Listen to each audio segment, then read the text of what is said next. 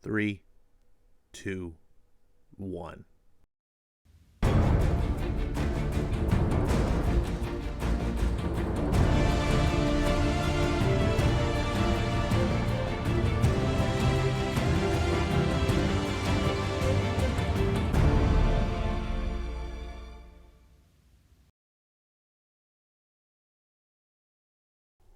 What's going on, everyone? You're watching Ash on Comics. My name is Ash, and if you're looking at this cover, this seems to be a bit foreboding, perhaps, a little bit of foreshadowing of what might be to come in Daredevil. This is issue number 22, complete with memoriam to Chadwick Boseman. May he rest in peace, not rest in power. I'm a little bit annoyed that, not that they gave some sort of rest in peace thing to Chadwick Boseman. He is part of the Marvel family of being Black Panther. And he is a person, and we should, value all life. Hashtag all lives matter. But this, every time I see this, I don't see that. I see Black Lives Matter. Rest in power. Black power, which is where that rest in power is alluding to. And some people go, no, Ash, you're looking at, well, yes, I that's how I interpret it. And it's a racist thing. Black power is just as bad as white power. Any sort of racial power, we're supremacist, is bad. And this annoys me, and it sickens me that Marvel put this. Why can't you put rest in peace? Right? You wouldn't have put rest in power for Stan Lee. Like, you wouldn't put it for any white person. Chadwick Boseman is a person, and he doesn't deserve death, and I feel for his family.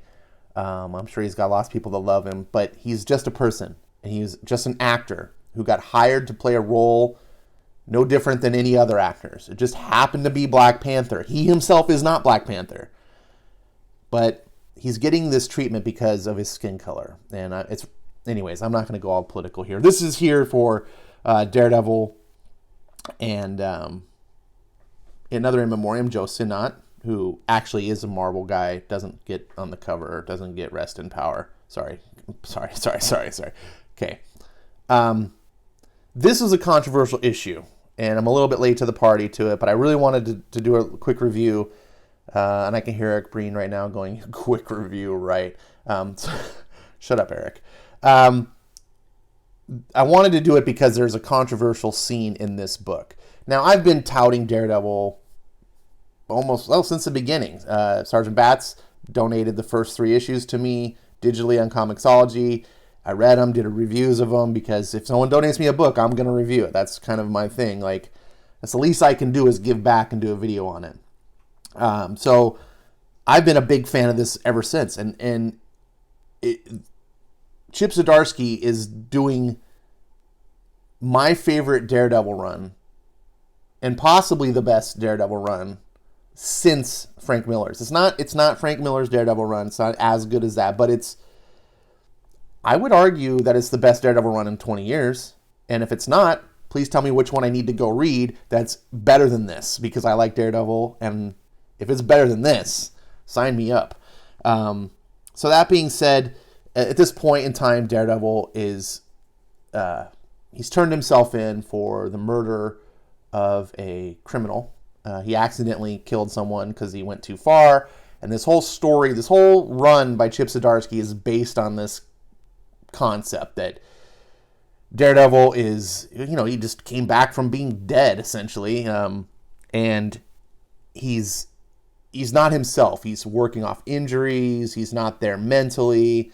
And he lost control, and someone died. That can happen, right? It happens in the real world, police. And I'm not going to go into the police brutality and stuff. It's just, excuse me. Man, I got a frog in my throat. It's one of those things that whenever you're dealing with you're using physical violence against physical violence, if you're law enforcement, things can go too far. Sometimes you have to use lethal force. Anyways, you know what I'm saying, I think. And so this is a story that's playing off of that. It makes sense. It makes sense that someone like Daredevil doing what he's done has killed somebody accidentally. Like, I mean, people die in like boxing matches, right? Not because the other boxer was trying to kill the guy, but when you're in sort of that level of physical engagement and you're putting physical trauma on someone, the body is not, there's not like a hard and fast threshold that like, oh, if as long as I don't cross this, they won't die. Every person's different. So, God, I rambled on way too long about this. Eric's like, yep, told you about the quick review. Shut up, Eric. This is Truth or Dare Part 2, and it's continuing on now. Daredevil's turned him in. There's this really kind of, really got to suspend your disbelief idea that the Supreme Court ruled that superheroes could remain masked. There's a ruling that they could keep their secret identities even if they're facing trials. Maybe in the Marvel Universe, I mean, obviously the real world that wouldn't happen, but this is a world where superheroes do exist, where they do have the Avengers. So, yeah. And it's got the typical Chip Zdarsky great dialogue and drama. That's, when you're reading this Daredevil series, it's really all about the character drama. This is turning into a police soap opera almost. A lot of the characters are police, or in the case of Wilson Fisk, he's the mayor, but then he controls the police. The police obviously investigating Daredevil. We got this trial now, and so Daredevil makes bond, so he's able to, before the trial happens, so he's going to be Daredevil, because it's not illegal to be Daredevil, it's illegal to kill people. So he continues to do his daily business, and then he comes across Tony Stark, and now this is the big controversial part. So Daredevil's like, you know, he's got his little inner monologue going. He's like, I'm deliberate. I don't know them, their story. I take no joy from this. I just stop them. Ugh. You need to be better than this. When you wake up, remember that. So, this is the new Daredevil. And then Iron Man shows up. Motivational speaker. Wish I'd gotten here sooner. Can't remember the last time I took on some old-fashioned crime with a street-level hero. Want to talk back at my place? Thanks for coming. But I don't think I should leave an open truck full of guns. Well, I already called the police. And if there's one thing Iron Man loves to do even more than crime fighting, he just annihilates the truck. It's getting rid of guns. Come on, Worf is creepy. Now, I think that scene played off funny and interesting. But the first thing I thought of was, dude, number one, you just destroyed evidence. That's a crime. These guys are gun runners. And he's like, I called the police. The police are going to show up and arrest these guys. You destroyed the evidence. Number two, who's to say these weren't stolen guns, right? That actually belong to someone legitimately. Like, I don't know, maybe a gun shop or something. You just destroyed personal property. Now, of course, Tony can just write a check and do whatever. But we're going to get to why that's stupid, too. This was a stupid play. I know it plays off like what Robert Downey Jr.'s Iron Man would do, and it's like, oh, it's just this snarky guy, he doesn't answer to any. But this made me go, it's stupid, dumb. So we get some Typhoid Mary stuff going on. Kingpin shows up. I'm not going to spoil into that. You can read the book. It was interesting. It's making that character more interesting to me. So we go back to Tony's place. You made it an official legal split. Daredevil and whoever you are. I hate secret identities. Easy to say when you and your loved ones live in a fortified castle. Drink? All non-alcoholic, so you can keep fighting crime after this. No thanks. Everyone's going to think you're crazy for turning yourself in, but me? Pulls off his helmet. Oh, actually, he already has his helmet off, sorry. This is just... sorry. I get it. Doing this job, sometimes you feel you're above it all. And hey, maybe sometimes we are. But that scares people, and for good reason. Superheroes are no better than anyone else, and we need to show them that from time to time. I'm doing it because it's right, says Daredevil. That too. So, why'd you put in the call? Hell's Kitchen has been decimated. It was all a plan by the Stromwinds in order to scoop up cheap real estate. Their developer is in the process of convincing 90% of the residents looking to sell to go with them. I need you to counteroffer and buy Hell's Kitchen. You want me to buy an entire neighborhood of New York City to stop other billionaires from doing the same thing? Yes. The Stromwinds value money above all else. If your bid is high enough and there are profits aren't there for them, they'll back off. That's... So you want me to lose money doing this? I do. And I want you to rent the buildings to the residents for next to nothing. And when I take down the Stromwinds, I want you to sell the properties to the residents for next to nothing. That's crazy. And at this point, Tony's not wrong. This is the controversial part.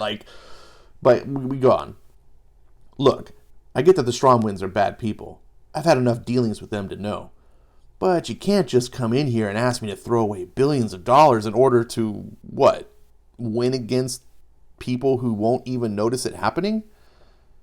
Yeah, I can. Because it's the right thing to do. You're giving people homes, security. You're not throwing away billions. If you don't do this, everyone will be displaced. Some will end up on the streets. Normal people don't. They don't have this. They have brick and mortar and live paycheck to paycheck. You called me street level earlier. I call it people level. Tony takes a drink. You know, I do help people. It's kind of my thing. Sure. You save the planet. People need to live on the planet. I'm not saying you're not a hero, Tony. Just that there's so much more you can do. Okay, I'll think about it. So what's this really about, really? You going after billionaires now? I heard you stole money from the Stromwinds. Now you're asking me to give away mine? I'm just doing what I've always done, Tony. I'm going after injustice. It's just a lot of it is higher than I could see before. Well, if you ever need equipment to help with that, it looks like you could use an upgrade. I love the whole bare bones ninja boxer thing, but if you're taking on bigger bads, I could give you an upgrade. Something a bit more formidable. And there's a foreshadowing of the cover, obviously. We're going to see Iron Daredevil, possibly. Not going to lie, I'm kind of interested to see where that might go. But that's the controversial scene. Now, we get some more Wilson Fisk stuff that's going on. And if you've been following the story, all of this is very interesting, to be honest. Foggy Nelson is representing Matt Murdock, and they're talking about the case, and they had to get a special person to help them, and it's an old character that I'm not familiar with, Kirsten McDuffie. But there's many, many years of Daredevil I didn't read. So that's the end of that book. And the next issue, Spider-Man's back. And I'm excited because the 2 times Spider-Man's appeared thus far has been great. So I'm curious where this is going to be. Now, a lot of people say, oh, this is so stupid. This is asking to give away millions. And at first I hear that and I'm like, you're kind of right. You know, it's like the whole Batman story. It was like, oh, I'm going to give away my billions to fix up Gotham City. And it's like, that doesn't work. You just can't throw money at poverty. I'm not going to go into how economics work right now, but it just doesn't work. And I think all the people that are against this story understand that. I don't need to sell you on that. But what I'm here to do now is actually defend Daredevil's point of view, right? Yes, it's silly. And I would be against it if all of a sudden Tony Stark was that way. If Tony Stark was like, I'm just going to be this philanthropist and just throw all my money away. That would be stupid. But Daredevil is a dude who lives in Hell's Kitchen, right? He's a lawyer he's a good lawyer who's decided to do most of his work for free. He lives relatively poor for a high-profile lawyer who was once the mayor of New York. He does give away everything. He is a guy who's like, look, I just want to help people. And he lives a very meager existence. So his statements to Tony Stark don't seem out of line. his statements to be like, dude, you have billions of dollars. Just throw it at the situation here. Whether that is stupid to do because it won't work is a different argument. Where is it stupid for Matt Murdock to say that? And I don't think so. I honestly, the part I thought was stupid is Iron Man destroying the evidence and things like that. And then that's the part no one's really talking about. So this book was good. I don't think the hubbubaloo, everyone's like, oh, it's stupid scene, it's such leftist propaganda. I don't know. Daredevil is a do-gooder, and he's very much like, an ascetic monk kind of guy. He just needs the bare basics. Doesn't care. This is a guy who's blind, and he just devotes his life to helping people. Daredevil really is a true hero. And it's funny because I talk to people like Comic Quirks with Jimmy about the character. He doesn't like Daredevil, and I just don't understand why.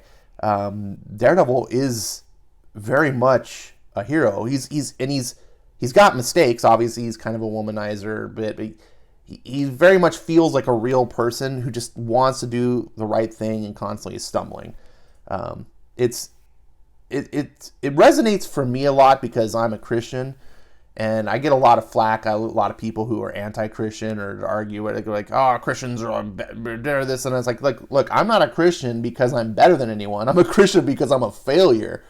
I know that I'm broken. I need to be fixed. Daredevil's kind of the same way. He's like, look, I know I'm messed up. I'm trying to do better. And this whole story has been something about Daredevil trying to do better. And I think it's pretty good. Is this the best thing I've read on Chip Zdarsky's run in 22 issues? No. Is it a bad issue? Absolutely not. This is a thumbs up. I'm going to give this a 4 stars even. It's not stellar, but it's still the best comic at Marvel.